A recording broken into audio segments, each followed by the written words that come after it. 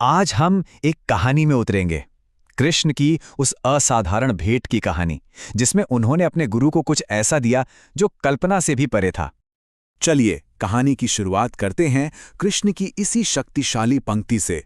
ये सिर्फ एक चेतावनी नहीं थी, बल्कि एक ऐसी घटना की शुरुआत थी जिसकी गूंज धरती से लेकर पाताल तक जाने वाली थी।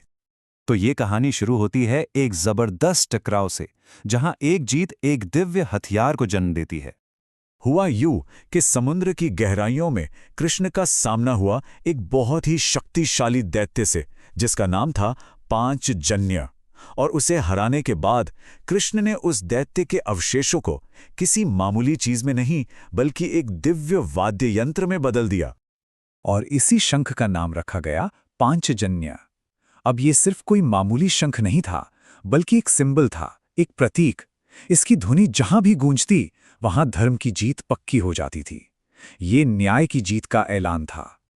लेकिन ये कहानी सिर्फ एक हथियार या एक जंग तक ही सीमित नहीं है। इसका जो असली सार है ना, वो छिपा है एक असंभव सी लगने वाली गुरु दक्षिणा में। अच्छा, गुरु दक्षिणा होती क्या है? ये असल में ज्ञान के लिए एक छात्र की तरफ से ग्रैटिट्यूड का, कृतज्ञता का एक प्रतीक है। एक ऐसी भेंट जो शिष्य अपने गुरु को उनकी शिक्षा के बदले में देता है। इसे एक बहुत पवित्र कर्तव्य माना जाता है।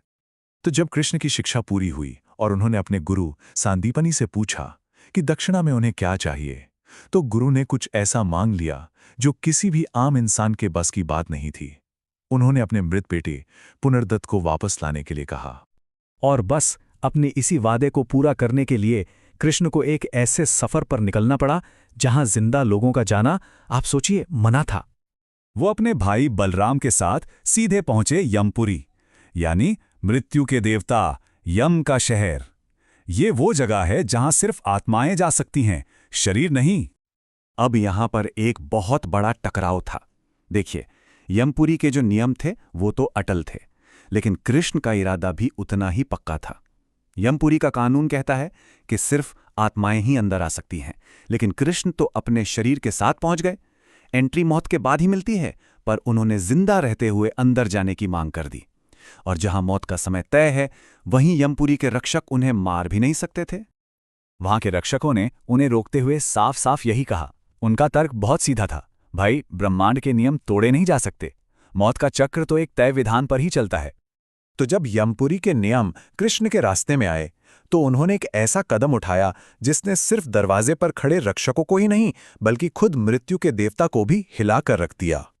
तो आखिर हुआ क्या? सबसे पहले इनकार। रक्षकों ने अपना काम किया, मना कर दिया। दूसरा, वाद्य यंत्र। कृष्ण ने अपना वही पांचजन्य शंख उठाया। तीसरा, ध्वनि। और फिर एक ऐसी दिव्य ध्वनि गूंजी जिससे पूरा पाताल लोक कांपने लगा। और चौथा, बुलावा। मतलब आवाज इतनी जबरदस्त थी कि खुद यमराज को बाहर आना पड़ा ये देखने के लिए कि आखिर किसने उनके साम्राज्य में ये हलचल मचा दी है। और इस दिव्य टकराव का जो नतीजा निकला, वो एक चमत्कार था। एक ऐसा चमत्कार जिसने सृष्टि के नियमों को ही मानो दोबारा लिख दिया। मृत्यु के देवता यम ने जैसे ही कृष्ण को देखा, वो उन्हें तुरंत पहचान गए।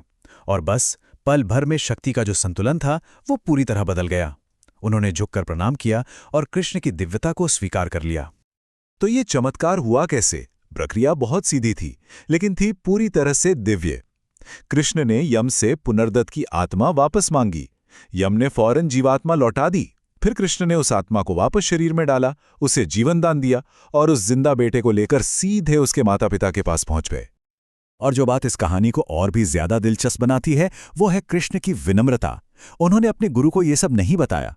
उन्होंने एक बिल्कुल साधारण कहानी सुनाई। आधिकारिक तौर पर कहा कि पुनर्दत्त को याददाश्त खोने की बीमारी हो गई थी और वो पास के शहर में मिला था। लेकिन असली दिव्य सच तो ये था कि उसे मौत के चंगुल से वापस लाया गया था। इस अविश्वसनीय काम के बदले कृष्ण को जो इनाम मिला, वो किसी भी दुनियावी चीज से बहुत बढ़कर था। ये था एक गुरु का अपने शिष्य के लिए दिल से निकला आशीर्वाद। गुरु माता ने उन्हें आशीर्वाद दिया कि वो पूरी दुनिया के दुख खत्म करने की शक्ति रखें। गुरु सांदीपनि ने अपनी पूरी जिंदगी की शिव पूजा का सारा पुण्य कृष्ण को दे दिया।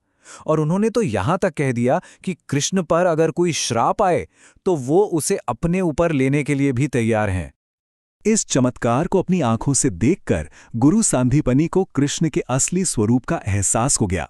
उन्होंने मान लिया कि उनका शिष्य कोई आम इंसान हो ही नहीं सकता, वो तो खुद ईश्वर का अवतार है। और ये पूरी कहानी हमें एक बहुत गहरे सवाल पर लाकर छोड़ देती है। जब कोई देवता चमत्कार करता है तो क्या वो अपनी शक्ति का प्रदर्शन होता है या फिर वो प्रेम का एक काम होता है? कृष्ण ने जो किया वो नियमों को तोड़ने की ताकत थी या अपने गुरु के लिए गहरा प्यार और कर्तव्य? शायद इसका जवाब इन दोनों में ही कहीं छिपा है।